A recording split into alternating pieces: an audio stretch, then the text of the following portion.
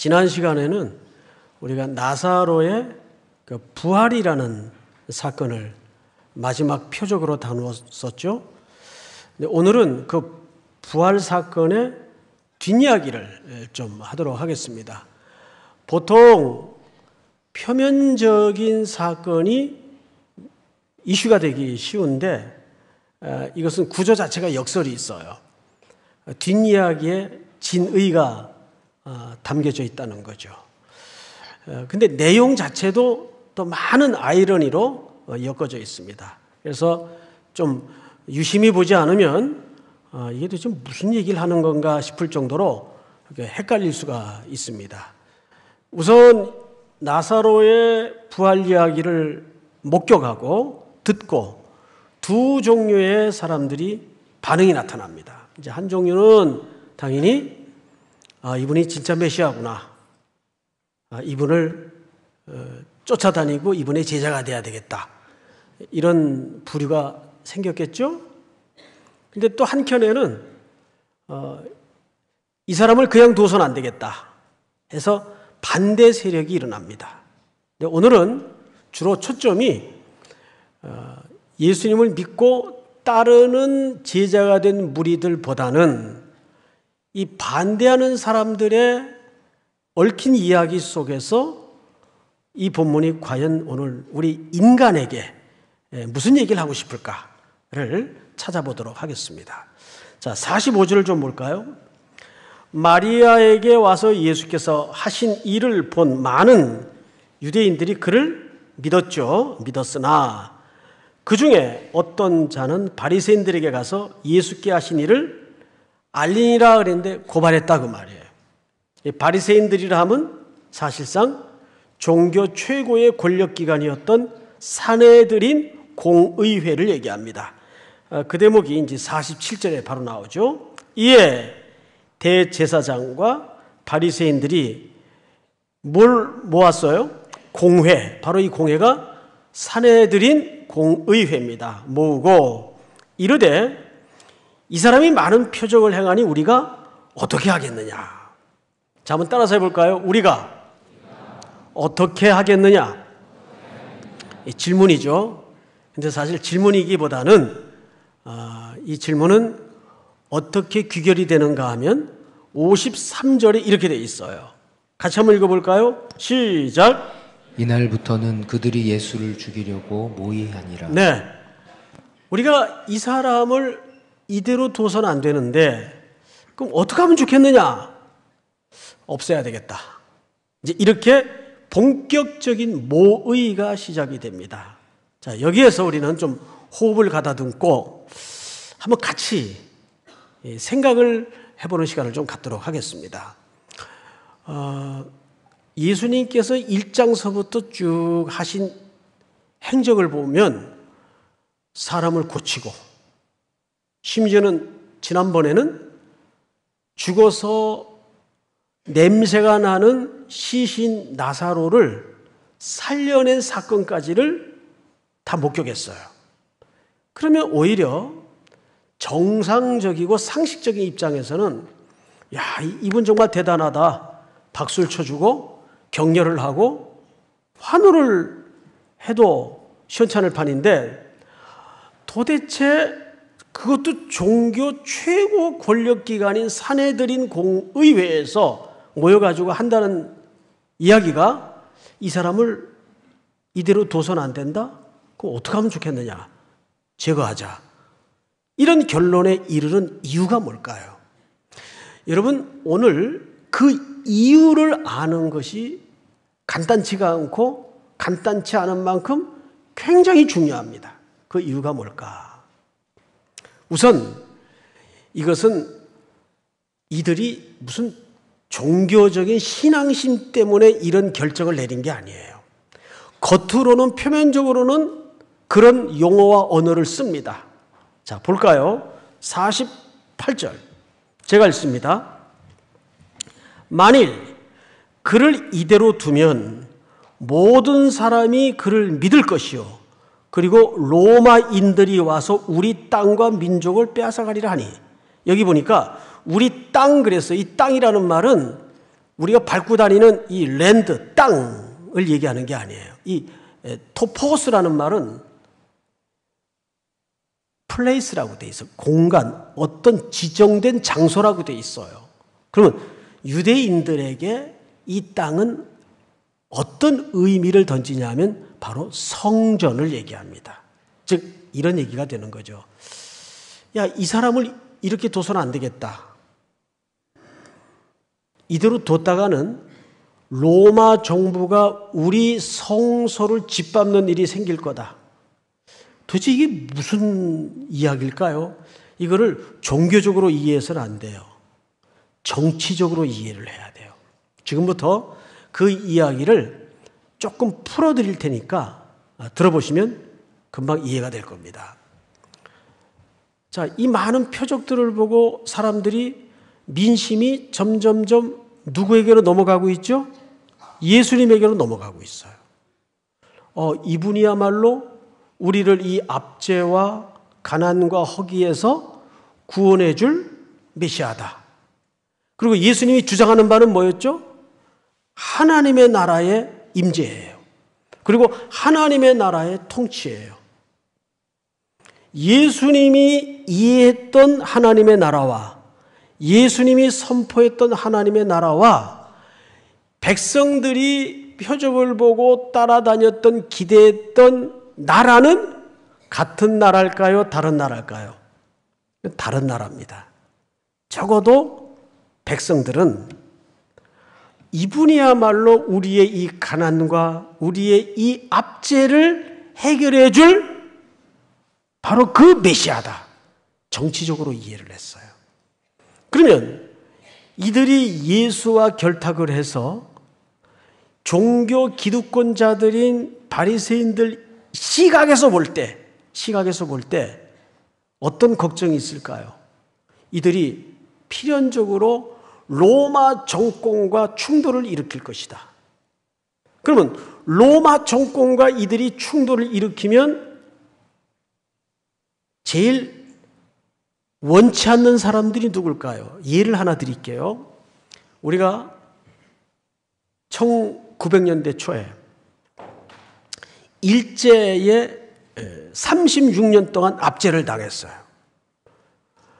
그때 뜻이 있는 사람들은 만주로 중국으로 돌아다니면서 외부에서 독립운동을 펼쳤습니다. 자금을 대고 그 밀정 같은 영화를 보면 그 내용들이 좀 얼핏 나오잖아요.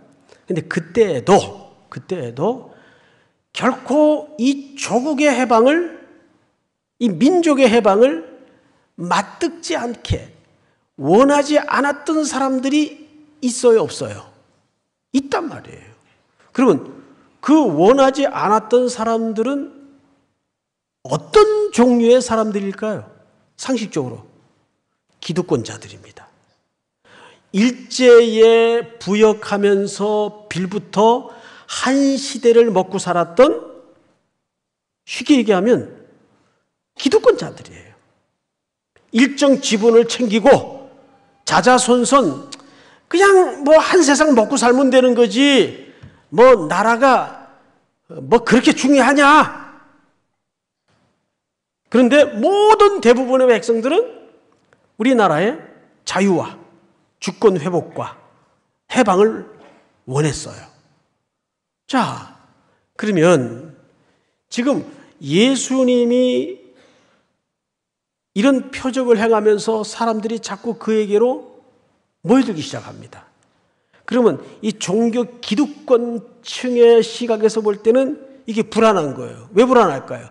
자기들에게 반역이 되어서 불안한 게 아니고 이들이 로마와 충돌을 일으키면 자기들이 로마 정부 밑에서 이들은 실질적으로 종교인이긴 하지만 사실은 그들의 주는 하나님이 아니라 로마 황제입니다. 가장 단적인 예를 하나 들게요. 이때 이미 대제사장은 원칙적으로 종신직인데 대제사장마저 그 직을 로마 정부에서 해임하고 임명하는 끔찍한 일들이 있었습니다. 종교의 주권마저도 사실은 로마 황제에게로 넘어가 있던 때예요. 그러니까 이들의 주는 결국 로마 황제이지 하나님이 아니에요. 그러니까 이들이 가장 두려워하는 것은 로마가 이런 내부적인 충돌에 의해서 자기 민족에게 들어와 성전을 짓밟는 일이에요. 그러면 자기들의 권력의 근거가 되는 성전이 무너질 수 있기 때문에. 그런데 AD 70년에 실제 그런 끔찍한 일이 벌어졌습니까? 안 벌어졌습니까? 후에 벌어집니다. 그들의 걱정대로. 여러분, 바로 그 얘기를 지금 하는 거예요. 이 설명을 염두에 두고 오늘 본문을 다시 읽어보세요. 48절. 만일 그를, 예수님을 얘기하는 거죠. 이대로 두면 모든 사람이 그를 믿을 것이요. 그리고 로마인들이 와서 우리 땅과 민족을 빼앗아 가리라 하니. 그러니까 이것은 사실 자기 민족을 생각해서 하는 말이 아니에요. 정치 공학적으로 이해를 해야 된다고요. 이것은 자기들의 기득권이 흔들리고 무너질까 봐, 그 기반이 없어질까 봐 걱정스러워서 지금 우리가 이 사람을 어떻게 할까? 그러자 이때 오늘 이 스토리의 주인공이 되는 가야바라는 인물이 탁 등장을 합니다. 가야바. 자, 49절. 그 중에 한 사람, 그 해의 대제사장인 가야바가 그들에게 말하되 너희가 아무것도 알지 못하는도다. 여러분, 잠깐 앞을 보세요. 여기 등장하는 가야바는 앞으로 예수님의 죽음에 큰 역할을 합니다. 그리고 이 가야바는 원래 이 해의 제사장이 아니에요. 대제사장이 아니에요. 원래는 안나스라는 사람이 대제사장인데 로마 정부의 입맛대로 고분고분하지 않는다고 해고를 당합니다. 무슨 임시직처럼 해고를 당해요. 대제사장이 이 시대가 종교적 주권까지도 그렇게 넘어가 있던 때예요. 그리고 자기 입맛에 고분고분 구는 가야바를 임명합니다. 아이러니하게도 또 이 둘 사이는 사위와 장인 관계예요. 안나스가 장인입니다. 어쨌든 가야바가 새로 임명이 됐어요. 그리고 이제 성경을 보세요. 이 사람이 이제 무슨 얘기를 하는가? 50절. 한 사람이 백성을 위하여 죽어서 온 민족이 망하지 않게 되는 것이 너희에게 유익한 줄을 생각하지 아니하는도다 하였으니 이 말은 스스로 함이 아니요. 자, 앞을 보실까요? 이 무슨 얘기냐면 지금 자기가 무슨 얘기를 하는지도 모른 채 아무 말 대잔치를 하고 있는 거예요. 그러니까 예를 들면 이런 거죠. 자기가 지금 무슨 예언 같은 얘기를 하는데도 그게 예언이 될 줄 모른 채 자기는 정치적으로 이렇게 얘기하는 겁니다. 한 사람이 백성을 위하여 죽어서 온 민족이 망하지 않게 되는 것이 너희에게 유익한 줄 너희가 알지 못하냐. 이 말은 이럴 때일수록 정치적인 희생양이 필요합니다. 이 뜻이에요. 여러분, 오늘날에도 이런 정치적인 행위가 있어요, 없어요? 있죠. 당연히 있죠. 여론도 이 비슷한 행동들을 해요. 어떤 것들을 그냥 소리 소문 없이 잠재우고, 또 정치하는 사람들은 자기들의 편당을 위해서 그냥 정치적 희생양을 만들 때가 굉장히 많았고 과거에는 더 심했어요. 오늘날에도 없다고 볼 수는 없어요. 과거엔 더 많았고, 지금 가야바가 무슨 얘기를 하냐 하면 한 사람이 죽어서 온 백성이 망하지 않게 하는 게 로마의 침입을 제어하는 게 맞지 않겠느냐. 정치적 희생양이 필요하다 그 말이에요. 그런데 이 이야기가 자기가 스스로 말하면서도 자기가 무슨 말인지를 몰라요. 근데 이 이야기는 어떤 의미로 뒤바뀌냐 하면 성경을 잘 보세요. 51절. 이 말은 스스로 함이 아니요 그 해의 대제사장이므로 예수께서 그 민족을 위하시고 또 그 민족만 위할 뿐 아니라 흩어진 하나님의 자녀를 모아 하나가 되게 하기 위하여 죽으실 것을 미리 말함이로라. 여러분, 이걸 뭐라 그러냐면 역설이라 그러고 아이러니라 그래요. 이 대목이 이해하는데 제일 오늘 어렵습니다. 그래서 1부, 2부, 3부에 걸쳐 오면서도 이 대목에 집중해서 설명을 했는데 다 놀랍게도 알아들었어요. 4부는 더 알아들을 줄을 믿습니다. 자, 이 이야기를 다시 풀어서 설명을 드리겠습니다. 가야바는 어떤 관점에서 이 얘기를 했죠? 정치적 관점에서 이 얘기를 했어요. 이럴 때일수록 희생양이 하나 필요하다. 이렇게 얘기한 거예요. 그런데 자기는 정치적 관점에서 얘기를 했지만 놀랍게도 하나님은 그 가야바의 정치적 의도를 빌려서 인류를 구원하기 위한 계획을 진행시키고 있더라고요. 내 표정이 그럴 줄 알았어요. 이해가 되죠, 여러분? 그러니까 하나님의 계획과 가야바의 의도는 다릅니까? 같습니까? 다릅니다. 인간은 자기의 야망과 자기의 권력과 정치적 야욕을 통해서 야, 이럴 때일수록 희생양이 필요해. 이 사람 하나 제거하면 돼. 이 사람이 누구죠? 예수예요. 자, 여기에 얼마나 무서운 섬뜩한 역설이 감춰져 있는가 하면 요한복음 1장을 한번 띄워주세요. 이튿날 요한이 예수께서 자기에게 나오심을 보고 이르되 다 같이 시작. 보라 세상 죄를 지고 가는 하나님의 어린 양이로다. 예수님은 요한복음 1장에서부터 무엇로 천명하여 자기 정체를 소개했죠? 세상 죄를 지고 가는 하나님의 어린 양. 자, 원래 어린 양은 희생 제물로 드려지는 겁니다.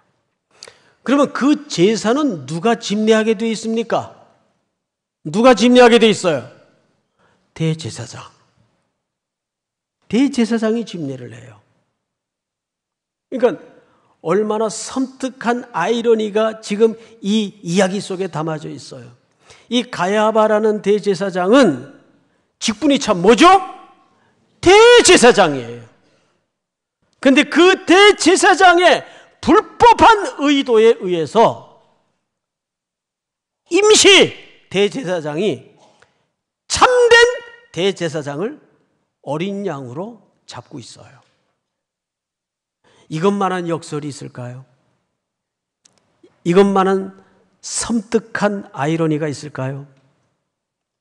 기꺼이 그 정치적인 의도에 하나님은 어린 양을 그 손에 맡겨서 인류를 구원하기 위해서 지금 죽음의 길로 들어서고 있어요.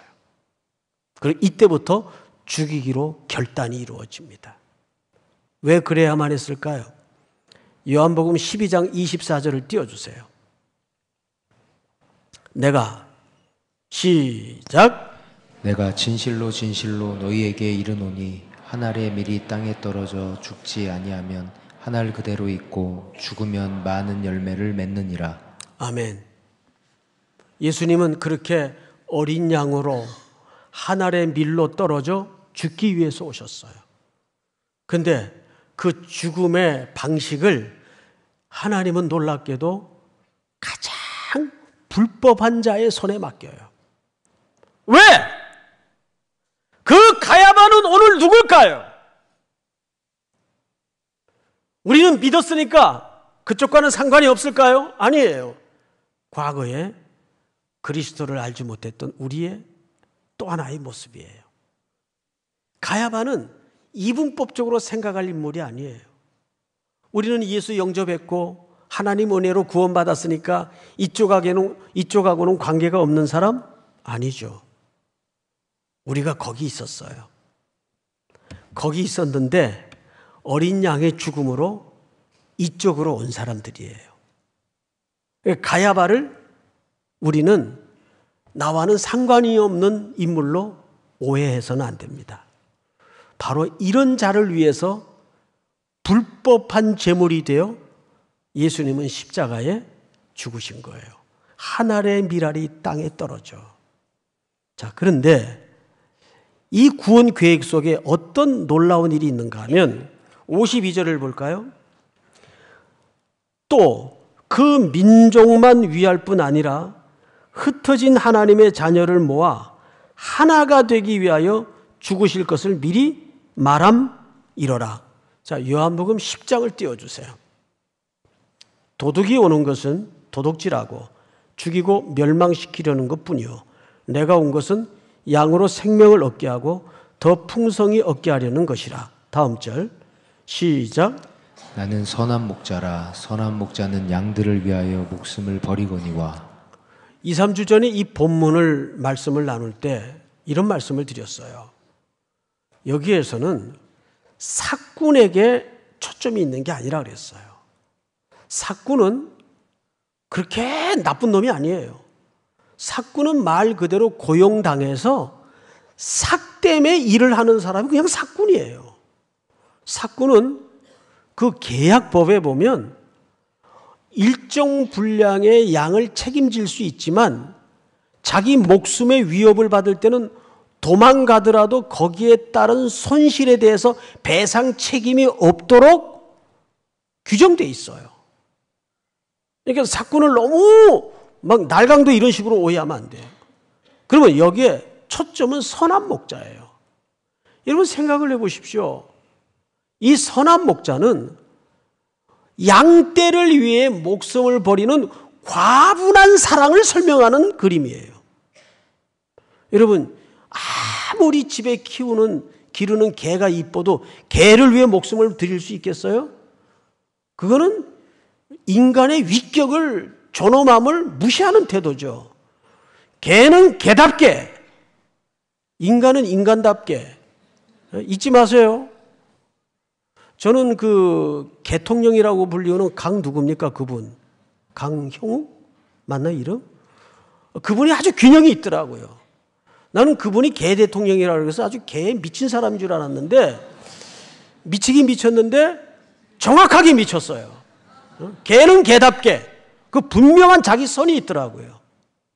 자꾸 사람 물고 이러는 개는 안락시켜야 된다는 거예요. 그 사람이 그렇게 얘기했다면 그건 맞는 얘기죠. 응? 이 갑자기 왜 개 얘기가 나왔지? 양 때문에. 개가 아무리 이뻐도 개를 위해서 죽을 수는 없잖아요. 근데 예수님은 목자가 양을 위해서 죽었다니까요. 그거는 과분한 사랑도 설명이 부족한 거예요. 왜? 신이 인간의 몸을 입고 와서 우리를 위해 죽었으니까 비유를 그렇게 한 것뿐이지 그 비유도 사실은 가당치 않는 비유죠. 왜 그래야만 했을까요? 여기에 다음 성경을 좀 볼까요? 요한복음 10장. 아버지께서 나를 아시고 내가 아버지를 아는 것 같으니 나는 양을 위하여 목숨을 버리노라. 다음 절 시작. 또 이 우리에 들지 아니한 다른 양들이 내게 있어 내가 인도하여야 할 터이니 그들도 내 음성을 듣고 한 무리가 되어 한 목자에게 있으리라. 잘 보세요. 또 이 우리에 들지 아니한 다른 양들이 내게 있어 내가 인도하여야 할 터이니. 이게 무슨 명령입니까? 이게 성교 명령 아니에요. 여러분, 우리도 이미 우리 안에 들어와 있으니까 우리 안에 양이지 우리가 사실은 어디 있었어요? 우리 밖에 있었어요. 몇 주 전에 이 설교를 하는데 그 예배 시간에 몇 부 예배인지 모르겠어요. 친구 집에 놀러 왔다가 우연히 예배에 난생 처음으로 참석한 자매가 있었어요. 근데 그 자매가 세상에 그 설교를 듣다가 무슨 생각을 했는가 하면, 어머나, 나도 저 말대로라면 우리에 들지 않은 양인데 예수님이 나를 위해서 죽으셨다니, 나도 예수님 때문에 우리 안에 들어갈 수 있을까? 나도 저 우리 안에 들어가고 싶다 라는 아주 기특한 마음을 갖게 됐어요. 그 어려운 설교를 듣고도. 에? 그러니까 이게 설교가 어렵다고 귓구멍으로 안 들어가는 것도 아니고 쉽다고 귓구멍으로 들어가는 것도 아니에요. 그래요, 안 그래요? 그래서 이분이 집이 통영인데 통영으로 내려가서 월요일 날 교회를 찾아갔대요. 그랬더니 교회에 아무도 없더래요. 교회를 처음 나간 자매가 맞긴 맞아. 월요일 날 누가 교회를 나와요? 응? 그래서 낙심이 돼가지고 이렇게 가는데 논두렁에 어느 허름한 아저씨가 논일을 하고 계시더래요. 그래서 교회 등록은 꼭 하고 싶은데, 근데 논두렁에 일하는 사람이 뭘 알겠어요? 근데 답답해가지고 교회는 등록을 하고 싶고 물어봤다는 거예요. 교회 등록하려면 어떻게 해야 되냐고. 그런데 그분이 그 교회 장로님이었대요. 실화예요, 실화. 에? 내가 어떻게 이런 얘기를 꾸며내겠어요? 실화. 예수님은 우리의 들지 않은 양, 우리가 선교를 왜 나갑니까? 그 양을 위해서 이 땅에 제물로 오셔서 십자가에 죽으시고 한 알의 밀알이 되어 땅에 떨어진 거예요. 그 이야기를 54절에서 어떻게 끝을 맺고 있는가를 한번 보십시다. 54절. 그러므로 예수께서 다시 유대인 가운데 드러나게 다니지 아니하시고 거기를 떠나 빈들 가까운 곳인 에브라임이라는 동네에 가서 제자들과 함께 거기 머무시느니라. 요한의 눈에 빈들, 에브라임이라는 이 빈들 끝에 마을이 왜 시선을 잡았을까요? 여기에는 굉장히 중요한 그림 언어가 담겨져 있습니다. 빈들은 어떤 곳입니까? 아무 열매를 맺지 못하는 죽음의 땅이에요. 그래서 어떤 분은 이 빈들을 불임의 땅이라고까지 얘기합니다. 결실하지 못하는 땅. 근데 에브라임은 뭐예요? 그 빈들 끝에 에브라임은 열매를 맺다, 풍성하다, 결실하다, 두 배를 얻다. 이런 의미예요. 이 죽음의 땅에. 우리 대한민국이 불과 100년 전만 해도 어떤 곳이었어요? 무지와 고집과 어둠과 가난과 저주로 가득했던 땅이에요. 수많은 선교사들이 발을 딛고 또 딛고 죽어가고 또 죽어가고 끝에 오늘 우리는 이 풍요한 기적을 꿈결처럼 누리고 있지 않습니까? 1892년 한 젊은 선교사 부부가 이 땅에 도착을 합니다. 영상으로 그 그림을 좀 만나도록 하겠습니다.